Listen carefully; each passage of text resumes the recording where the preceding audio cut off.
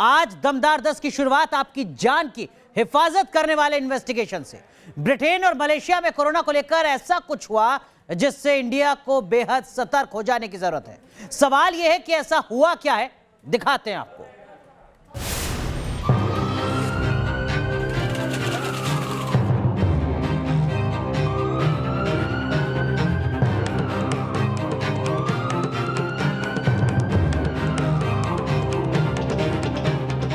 ये लॉकडाउन में चल रही देश की राजधानी दिल्ली की तस्वीरें हैं। 19 अप्रैल को दिल्ली में लॉकडाउन लगा था और अब दिल्ली वाले बेसब्री से अनलॉक का इंतजार कर रहे हैं। दिल्ली से करीब 6,700 किलोमीटर दूर लंदन में भी लॉकडाउन लागू है। 21 जून को लंदन समेत पूरा ब्रिटेन अनलॉक होने जा रहा है, लेकिन अनलॉक से पहले लंदन की सड़कों पर पब्लिक ने खुद को अनलॉक किया। उसने देश में कोरोना का खतरा बढ़ा दिया। अब अनलॉक से पहले एक्सपर्ट्स ने देश में तीसरी लहर की चेतावनी दी और फिलहाल अनलॉक की तारीख टालने की अपील की। अनलॉक की प्रक्रिया को फिलहाल 3 से 4 हफ्तों के लिए टाल देने का सुझाव दिया गया है। एक्सपर्ट्स ने कहा है कि तीसरी लहर को शुरू में ही कंट्रोल नहीं किया गया तो ये विस्फोटक हो सकता है। अब सवाल है कि जो देश कोरोना को मात देकर 2.5 हफ्ते बाद पूरी तरह से अनलॉक होने वाला था, वहां दोबारा लॉकडाउन लगाने के हालात क्यों बन रहे हैं?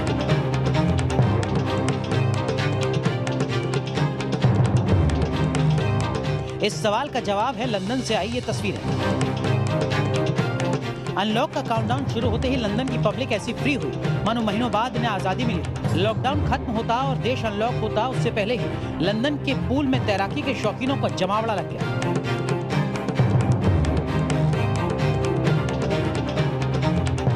लॉकडाउन के बीच टेम्स नदी के किनारे की तस्वीरें तो और भी हैरान करने वाली हैं। लंदन वासियों की ये तस्वीरें देखकर यकीन करना मुश्किल है कि ये लोग लॉकडाउन के बीच अपने अपने घरों से बाहर आए हैं। लोगों की लापरवाही में जो कसर बाकी रह गई थी, उसे लंदन में शुरू हुआ एंटी वैक्सीनेशन और एंटी लॉकडाउन प्रोटेस्ट ने पूरा कर दिया।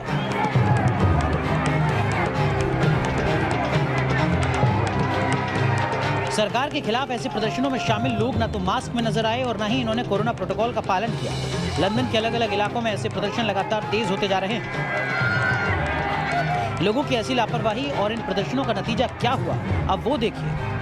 ब्रिटेन में इस साल जनवरी महीने में कोरोना की दूसरी लहर शुरू हुई थी। तब 8 जनवरी को देश में सबसे ज्यादा 67,844 कोरोना के नए केस सामने आए थे। लॉकडाउन लगने के बाद ये फिगर काफी कम हुआ और 2 मई को नए केस सिर्फ 1633 आए। लेकिन लोगों की लापरवाहियां बढ़ी और 1 महीने बाद यानी 2 जून को नए कोरोना केस की संख्या 2000 के पार पहुंच गई। इन सब के बीच ब्रिटेन समेत पूरे यूरोप में कोरोना के नए वेरिएंट को लेकर सनसनी मची है।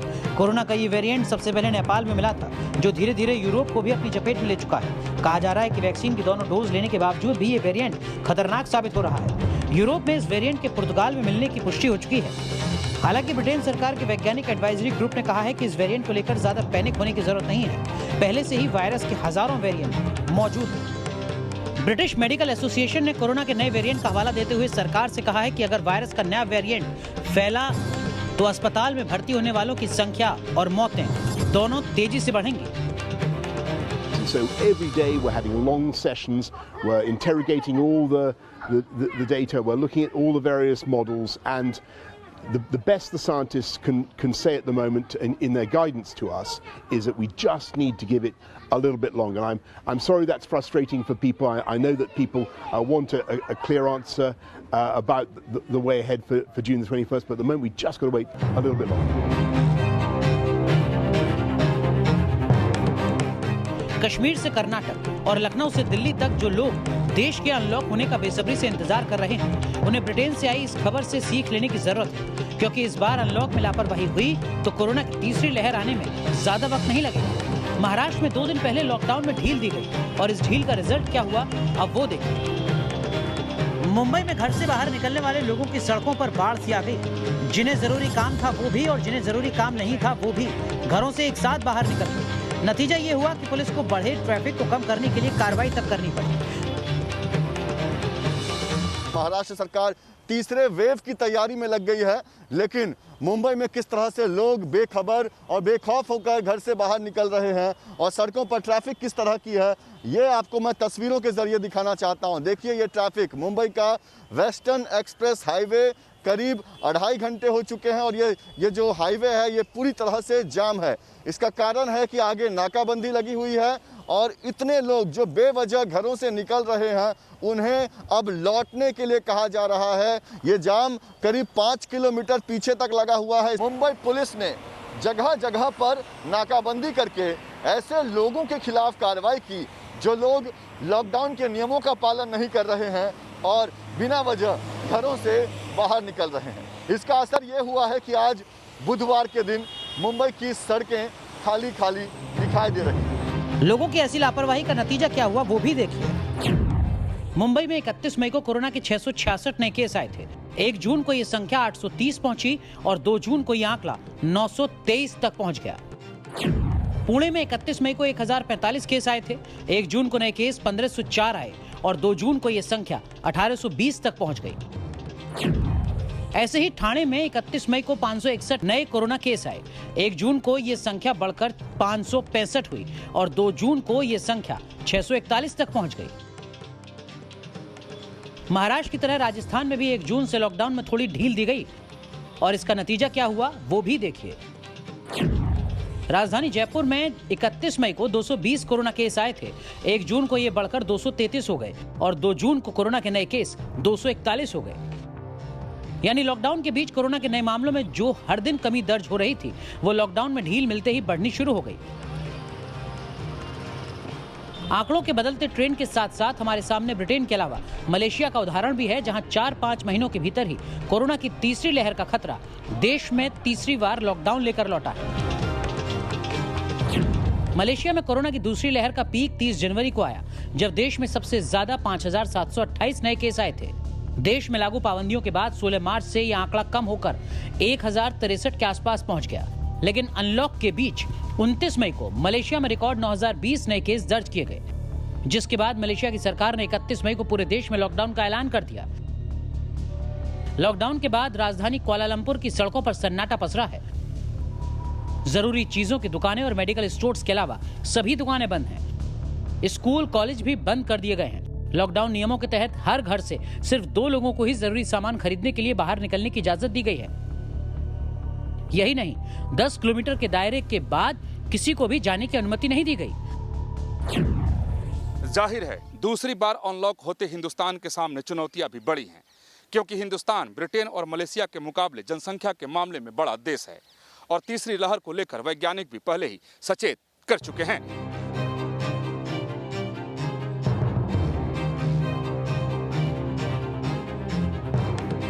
क्योंकि ब्रिटेन और मलेशिया के मुकाबले हिंदुस्तान बड़ी जनसंख्या वाला देश है। तीसरी लहर को लेकर वैज्ञानिक भी पहले ही सचेत कर चुके हैं। लेकिन जो लोग कोरोना के कम होते केस को देख अभी से बाहर निकलने को बेचैन हो रहे हैं, उनका क्या? ऐसे लोगों को उन कोरोना पीड़ितों से पूछना चाहिए जिन्होंने वायरस की कीमत अपनों को खोकर चुकाई है। पेशेंट मार दिए बिना ऑक्सीजन के। ये सिर्फ ऑक्सीजन की वजह से मेरा पति मारा इन्होंने। जब कोरोना दूसरी लहर के पीक में न तो अस्पताल में बिस्तर मिल रहे थे और न ही इलाज, ऑक्सीजन के बिना मरीजों की सांसें उखड़ रही थी। शायद इस लहर की उम्मीद किसी ने नहीं की थी। ऐसे में तीसरी लहर कितनी तीव्र होगी इसकी कल्पना तक नहीं की जा सकती। लिहाजा उपाय सिर्फ एक है, आपका शहर लॉक हो या फिर अनलॉक। घर से तभी बाहर निकलें जब लगे कि काम बेहद जरूरी है। Team news nation. News special में अब बात आज की तारीख में संजीवनी का दूसरा नाम बन चुके कोरोना वैक्सीन की।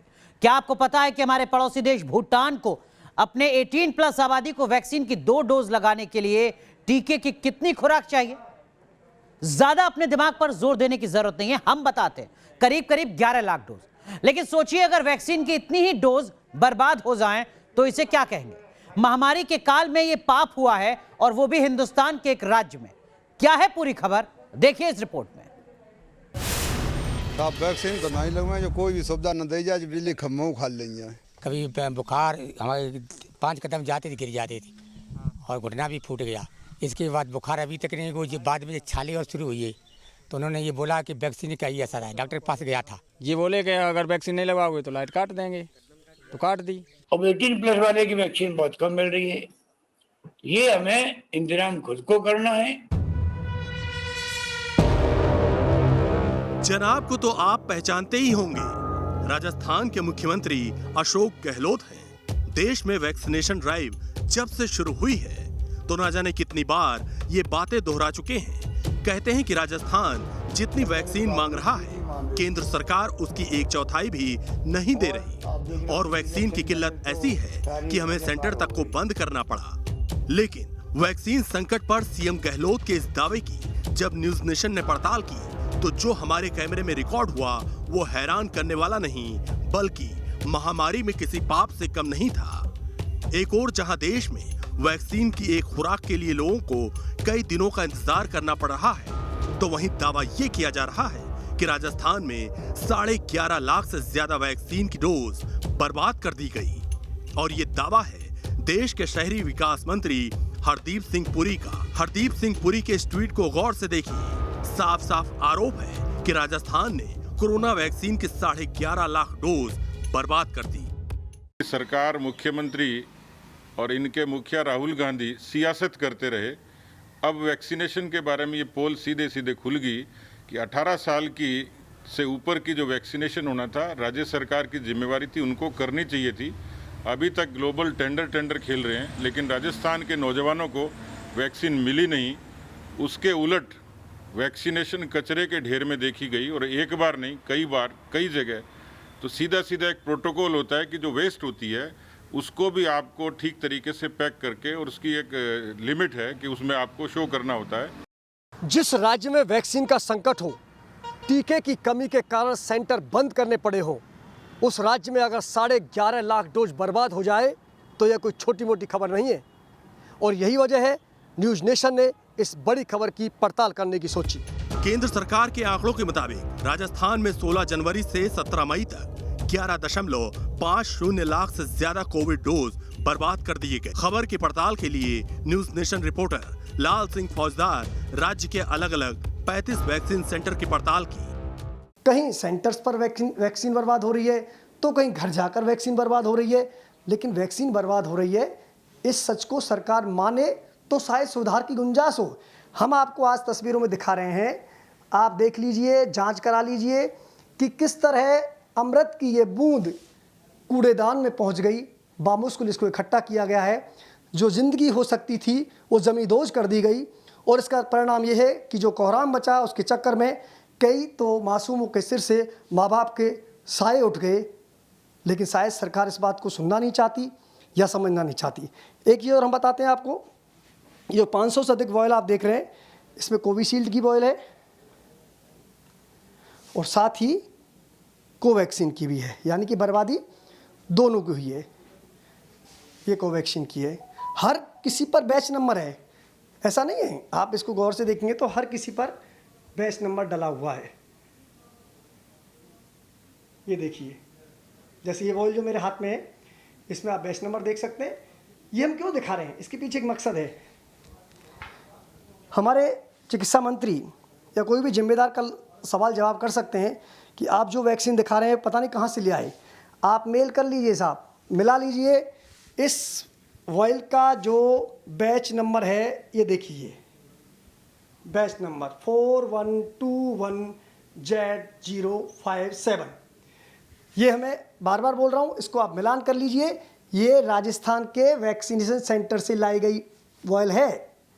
वो वॉयल जिस पर हक था उस इंसान का जिसको वैक्सीनेशन कराना जरूरी था, लेकिन आपके कर्मचारियों की लापरवाही, आपके सिस्टम की खामियों के कारण ये अमृत तुल बूंदें जमीन में दब गई। अब ये जान लीजिए राजस्थान में कहां-कहां 10% से ज्यादा कोरोना वैक्सीन की सबसे ज्यादा बर्बादी हुई। चूरू में सबसे ज्यादा 39.7%, हनुमानगढ़ में 26.40%, भरतपुर में 17.13%, कोटा में 16.71%, चित्तौड़गढ़ में 11.81% वैक्सीन बर्बाद होने का दावा है। हालांकि राजस्थान सरकार का दावा है कि राज्य में 2% वैक्सीन ही बर्बाद हुई है, जबकि देश में वैक्सीन बर्बादी का औसत 6% है। सुप्रीम कोर्ट ने कह दिया, जनता कह रही है, हर पार्टी कह रही है, हर नौजवान कह रहा है, माँ बहन बेटी 130 करोड़ लोग चिल्ला चिल्ला कर कह रहे हैं कि आज तक टीकों का मोल भाव नहीं हुआ। आप फ्री वैक्सीनेशन पूरे देश को दो, एक नीति बनाओ, एक रेट होनी चाहिए, फिर भी ऐसी तानाशाह और ढीठ सरकार मैंने आज तक नहीं देखी। कोरोना वैक्सीन की बर्बादी को लेकर विवाद में पहले से फंसी राजस्थान की गहलोत सरकार एक और नए विवाद में फंस गई है। इस विज्ञापन को गौर से देखिए। साफ साफ लिखा है कि जोधपुर विकास प्राधिकरण की ऐतिहासिक पहल, राजस्थान सीएम के कर कमलों द्वारा विकास कार्यों का भव्य शिलान्यास। इसमें 3 कामों का जिक्र किया गया है। पहला, एसटीपी निर्माण कार्य जिसकी लागत 45 करोड़ रुपए बताई गई है। दूसरा, ऑडिटोरियम जिसकी लागत 60 करोड़ रुपए है। वहीं रेनोवेशन के काम में 20 करोड़ रुपए की लागत बताई गई है। जाहिर है जिस दिल्ली में सेंट्रल विस्टा प्रोजेक्ट के निर्माण को लेकर कांग्रेस सियासत करने से नहीं चूक रही। सोनिया गांधी से लेकर कांग्रेस के बड़े बड़े नेताओं ने निर्माण पर रोक लगाने की चिट्ठी लिखी। महामारी की लहर के बीच जारी कंस्ट्रक्शन पर रोक लगाने के लिए हाई कोर्ट, सुप्रीम कोर्ट में पिटीशन पर पिटीशन दायर किए गए। दिल्ली हाई कोर्ट ने याचिकाकर्ता पर 1 लाख का जुर्माना तक ठोक दिया। लेकिन कांग्रेस राज में क्या हो रहा है उसका सच ये विज्ञापन है। शहरी विकास मंत्री हरदीप सिंह पुरी ने भी ट्वीट कर कांग्रेस की आलोचना की है। हिंदुस्तान में एक राज्य में जहां संजीवनी का दूसरा नाम बन चुकी कोरोना वैक्सीन को कूड़े के ढेर में फेंका जा रहा है, वहीं एक राज्य ऐसा भी है जहां लोग टीके की डोज लें, इसके लिए हुक्का पानी बंद करने की नौबत भी आ गई है। यह है उत्तर प्रदेश के कन्नौज जिले का वीरपुर गांव। यहां पहुंची वैक्सीनेशन टीम परेशान है। गांव वाले किसी भी हाल में वैक्सीन लेने को तैयार नहीं है। कन्नौज के वीरपुर गांव में जिला प्रशासन ने गांव की बिजली कल काट दी। गांव के लोगों का कहना है कि जिला प्रशासन ने लाइट इसलिए काटी क्योंकि गांव में लोग वैक्सीन लगवाने को तैयार नहीं हो रहे थे। गांव के लोग ये भी कह रहे हैं कि जिला प्रशासन ने ये भी धमकी दी कि न सिर्फ लाइट काटी गई बल्कि अगर वैक्सीन गांव के लोग नहीं लगवाते तो उन्हें किसी सरकारी जो सहायता चल रही है, सरकारी स्कीम चल रही है, उसका भी लाभ नहीं मिलेगा। यानी कि सरकारी कोटे की दुकान से राशन नहीं मिलेगा, सरकारी मकान नहीं मिलेगा और तमाम जो सरकार की योजना है उसका लाभ नहीं मिलेगा अगर वो वैक्सीन नहीं लगवाएंगे। हम नहीं लगवाएंगे साहब। हमारे पापा 15 दिन बीमार रहे, 15,000 रुपया लगे। वैक्सीन लगवाने से 15 दिन बीमार हो गए। ये किसने बताया? जो डॉक्टर इलाज किया उसने बताया? ये डॉक्टर नहीं, बीमार हुई है, पहले स्वस्थ थे। ये बोले कि अगर वैक्सीन नहीं लगवाओगे तो लाइट काट देंगे, तो काट दी। साहब वैक्सीन तो नहीं लगवाए, जो कोई भी सुविधा न दी जाए, बिजली खम्भों खा लेंगे। लाइट नहीं देंगे, मकान नहीं देंगे, राशन नहीं देंगे, सरकारी जो सुविधा है वो नहीं मिलेगी आपको। तो देखा आपने, गांव वाले साफ साफ कह रहे हैं कि हुक्का पानी बंद कर दो लेकिन वैक्सीन नहीं लेंगे। आखिर गांव में ऐसी क्या अफवाह फैली जिसकी वजह से इन लोगों ने ये फैसला किया? तो गांव वालों से जान लीजिए। कभी बुखार हमारे 5 कदम जाते थे गिर जाती थी और घुटना भी फूट गया। इसके बाद बुखार अभी तक नहीं हुई। बाद में छाले और शुरू हुई है तो उन्होंने ये बोला कि वैक्सीन का ही असर है। डॉक्टर के पास गया था। हाँ साहब, हमारे जवान लड़खड़ाने लगी थी, नाक से खून आया, जवान से खून आया। लगाने के कितने दिन बाद आया था सब? 2-3 दिन बाद। तो वो साहब निगेटिव थे, वैक्सीन लगवाने से मौत हुई। बिल्कुल, वो तो मूर्ख हैं जो लगवा रहे हैं कि जो मर रहे हैं वो तो मूर्ख ही हैं। हम आपसे ये कहें आप कुआं में गिर जाओ, आप गिर जाओगे कुआं में? आपको दिखाई दे रहा है गड्ढा, मर जाएंगे इसमें। जब मेरे चाचा खत्म हो गए हैं तो हम क्या वैक्सीन लगवा? बिल्कुल, तो हम क्या मर जाए हम भी? गांव में वैक्सीन को लेकर जो अफवाह फैली है उसको कैसे दूर किया जाए, इसे लेकर पूरा प्रशासनिक अमला जुटा हुआ है। तो वहाँ पर लोगों के मन में नकारात्मकता का भाव था इसके प्रति और लोग इसका विरोध कर रहे थे। तो उनको एसडीएम के द्वारा भी ये समझाया गया है कि वैक्सीन लगाने के बाद कोई भी व्यक्ति भीड़ वाली जगह पर जाएगा तो सुरक्षित रहेगा, क्योंकि हमारा सबसे पहला प्रयास है कि लोग स्वस्थ रहें। अभी आपने देखा कि किस तरह यूपी के एक गांव में हेल्थ वर्कर को वैक्सीन लगाने में परेशानी हो रही है। अब आपको हरियाणा के एक ऐसे गांव की कहानी बताते हैं जहां एक व्यक्ति भी आज तक कोरोना से संक्रमित नहीं हुआ है।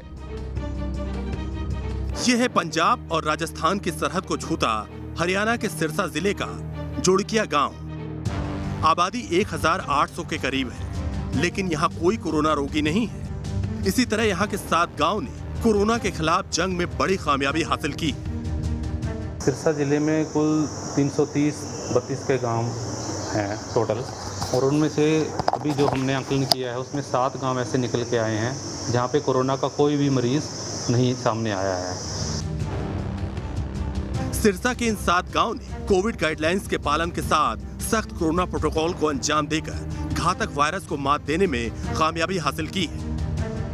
कोरोना गाइडलाइन के पालन के लिए सख्त नियम बनाए, गांव में बिना मास्क और सैनिटाइजर के बाहर निकलने पर रोक लगा दी गई। लॉकडाउन के दौरान बाहर जाना बिल्कुल बंद कर दिया।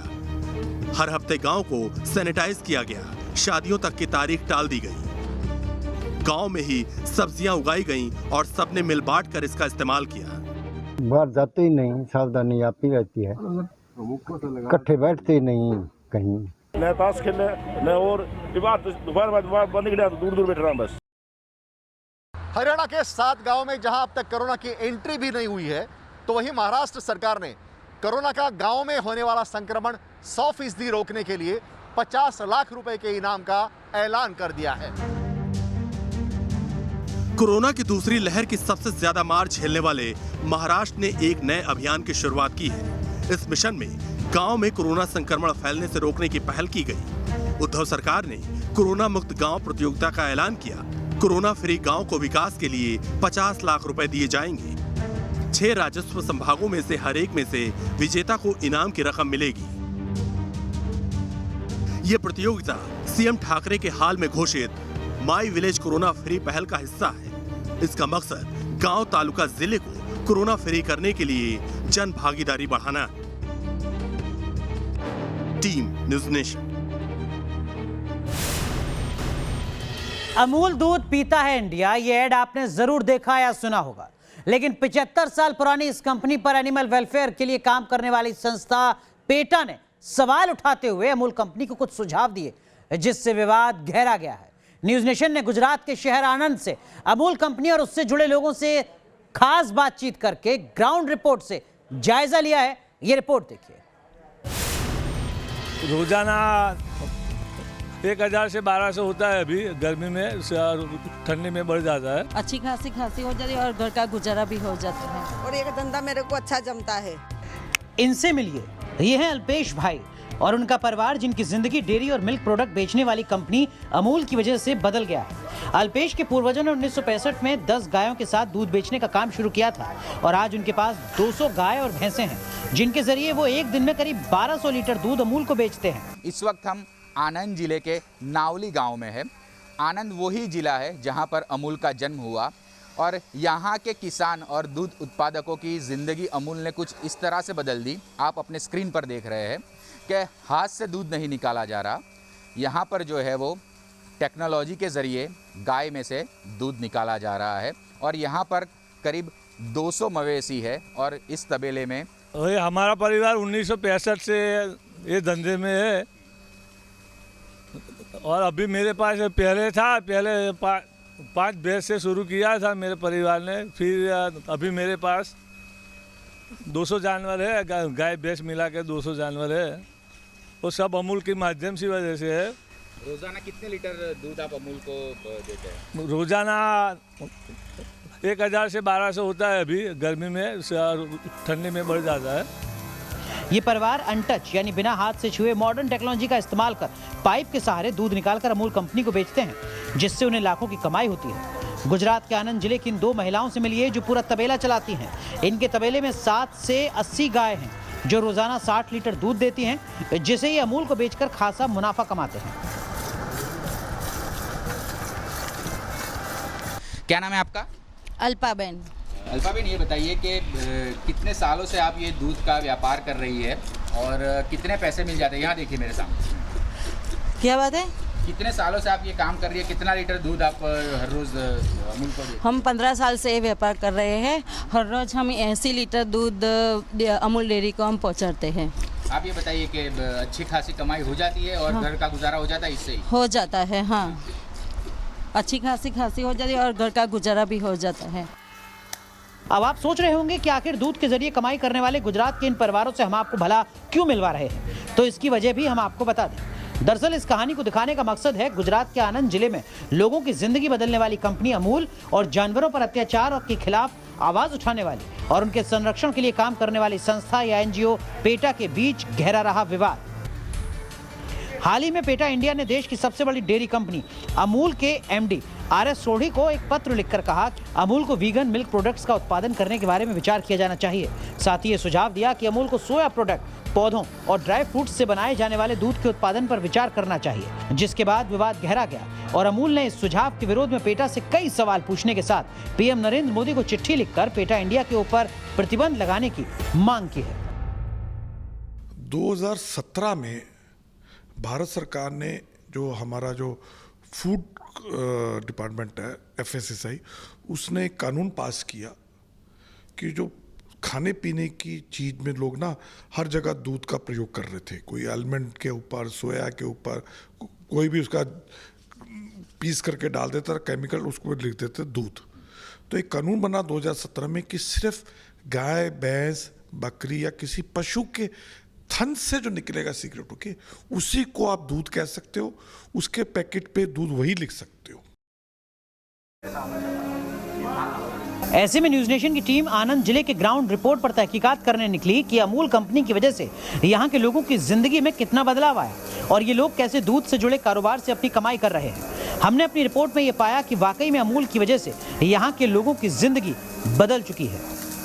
ये है शिल्पा पटेल। शिल्पा बेन ने आज से 5 साल पहले दूध बेचने का काम शुरू किया था। आज शिल्पा महीने में 80,000 रुपए यानी सालाना 10 लाख रुपया दूध बेचकर कमाती हैं, जो रोजाना 80 लीटर दूध अमूल कंपनी को भेजती हैं, जिससे उनकी गाढ़ी कमाई होती है और परिवार का भरण पोषण होता है।